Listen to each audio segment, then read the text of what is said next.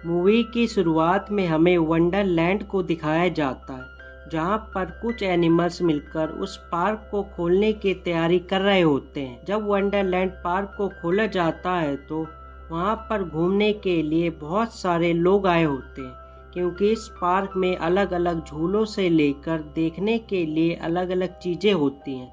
जिन्हें देखकर बच्चों के साथ साथ उनके पेरेंट्स भी बहुत खुश हो जाते हैं। तो वहाँ पर हमें एक ट्रेन के अंदर पीनट नाम के एक बंदर को दिखाया जाता है, जो लोगों के बीच आकर उन्हें जादू दिखाता है और लोगों को अपने साथ स्काई फिंगर नाम के एक झूले में ले जाता है और पीनट उन्हें लेकर अंदर चला जाता है, जहाँ पर वो उन बच्चों को अपने बनाए हुए वंडर जिम्स देकर कहता है कि हम यहाँ पर नया मैरी गो राउंड झूला बनाने वाले हैं। और यहाँ से सीन कट करके हमें जून नाम की एक छोटी लड़की को दिखाया जाता है, जो वहाँ पर अपनी मॉम के साथ वंडर जेम्स की बातें कर रही होती है कि पीनट को इस वंडर पार्क में उड़ने वाली फिश रखनी चाहिए। जब हम उसकी बटन दबाए तो उसमें जान आ जाए। उसके कान में यह आइडिया बताती, जिसे वंडरलैंड वाला पीनट भी सुन लेता है और वो उस मार्कर से उड़ने वाली फिश बना देता है,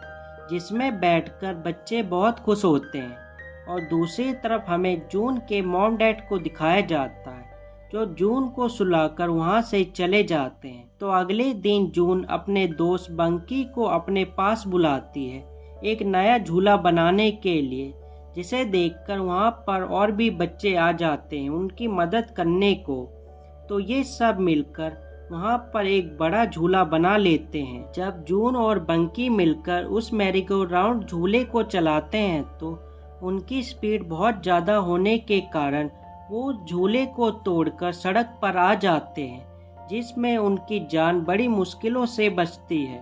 और वहाँ पर बहुत नुकसान हो जाता है, जिसके लिए लोग जून के मॉम डैड के पास आते हैं जून की शिकायत करने के लिए। तो जून के मॉम डैड उसे नहीं डांटते, वो तो उसे घर के अंदर ही वंडरलैंड बनाने के लिए कहते हैं, जिसमें वो दोनों भी जून की मदद करते हैं और ये सब मिलकर घर में वंडरलैंड बना लेते हैं। जिसके कुछ दिन बाद जून की मॉम की तबीयत खराब होने लगती है, तो उसे हॉस्पिटल में एडमिट कर दिया जाता, जिसके बाद जून घर में अकेली रह जाती है अपने डैड के साथ, और वो सारे सामानों को पैक करके स्टोर रूम में रख देती है। जिसके कुछ दिन बाद उनके घर में जून के आंटी अंकल आते हैं, जो उसे वंडरलैंड दोबारा बनाने के लिए कहते हैं। तो जून उन्हें गुस्से से मना कर देती है। तो जून के डैड उसे समर कैंप में जाने के लिए एक बस तक छोड़ आते हैं, जिसमें बैठकर जून वहां से निकल जाती है अपने दोस्तों के साथ। तो उसे अपने डैड की बहुत चिंता होने लगती है। अंकी उस बस में कुछ बहाना करके उस बस को रुकवा देता है। जब बस रुकती है तो जून दोबारा उस बस में नहीं चढ़ती, वो अकेली ही वहां से अपने घर की तरफ निकल जाती है। तो रास्ते में उसे एक झूला दिखता है, जिसमें वो बैठ जाती है और वो झूले से वंडरलैंड में आ जाती है अपने सपनों की दुनिया में, जहाँ पर उसे बूमर और उसके साथी उसकी तरफ भागते हुए दिखते हैं, जिसके पीछे वो वंडर जेम्स पड़े होते हैं। तो ये सब जून को भी अपने साथ ले जाते हैं उनसे बचाते हुए, और वो उस रॉकेट के अंदर उन जेम्स को फंसाकर उस रॉकेट को ब्लास्ट कर देते हैं। तो जून के पूछने पर बूमर उसे बताता है कि क्लॉकवर्क सुई के रुकने के बाद यहाँ पर एक बवंडर आया, जिसकी बुराई से वो जेम्स ज़ॉम्बी में बदल गए और वो उस पार्क के सारे हिस्सों को अंधेरे को खिलाने लगे, जो कभी वापस नहीं आते। जब पीनट उस क्लॉकवर्क सुई को ठीक करने के लिए गया तो वो जेम्स उसे भी पकड़कर अपने साथ ले गए, और जून उन्हें बता देती है कि इस पार्क और इस सब को मैंने और मेरी मॉम ने मिलकर बनाया है, जिससे उन सब को लगता है कि जून इस पार्क को ठीक कर सकती है।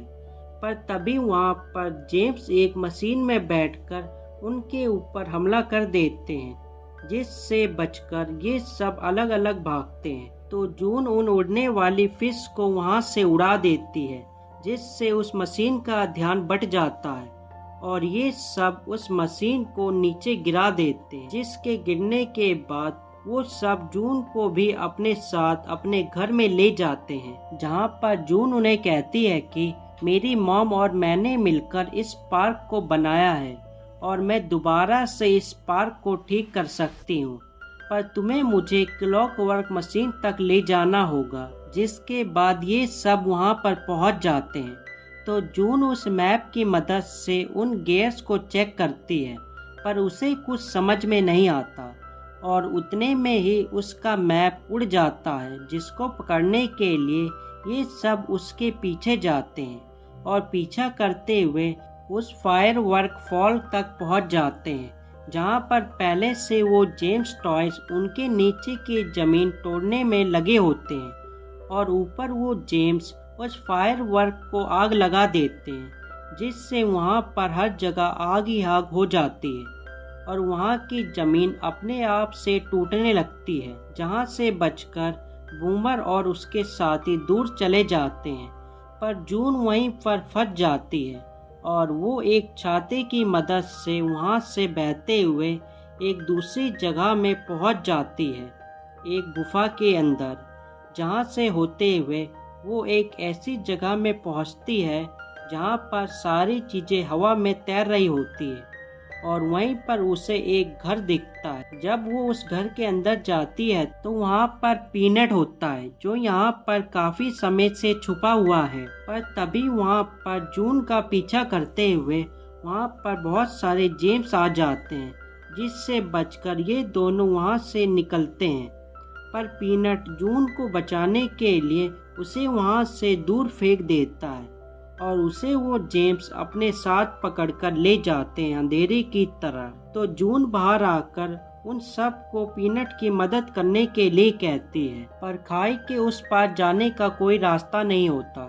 तो जून एक मशीन के अंदर जाकर उस मशीन की मदद से दूसरी तरफ जाने के लिए एक रास्ता बना देती है और ये सब एक रोलर कोस्टर की मदद से खाई के उस पार पहुंच जाते हैं, जहां पर ये देखते हैं कि वो जेम्स पीनट को उन सामानों के साथ बांधकर ऊपर उस अंधेरे की तरफ भेज रहे होते हैं। तो जून भी उन सामानों में छुपकर पीनट के पीछे अंधेरे में चली जाती है, जहां पर उसे पीनट मिल जाता है और वो उसे समझाती है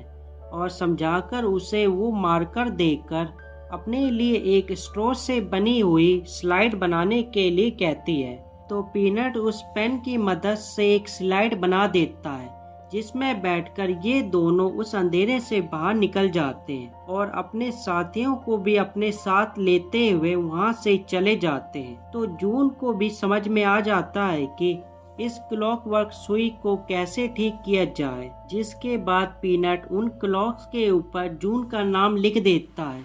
जिससे वो क्लॉक्स दोबारा से चलने लगती है और फिर से उस पार्क में जान आ जाती है और वो जगह अपने आप से पहले जैसी होने लगती है। तो जून भी उनसे मिलकर वापस से अपने घर की तरफ चली जाती है, जहाँ पर कुछ दिन बाद उसकी मॉम दोबारा से ठीक होकर उसके पास आ जाती है और ये मूवी यहीं पर खत्म हो जाती है और हम मिलते हैं एक नई मूवी के साथ अगली बार एक बेहतर एक्सप्लेनेशन के साथ। Good bye.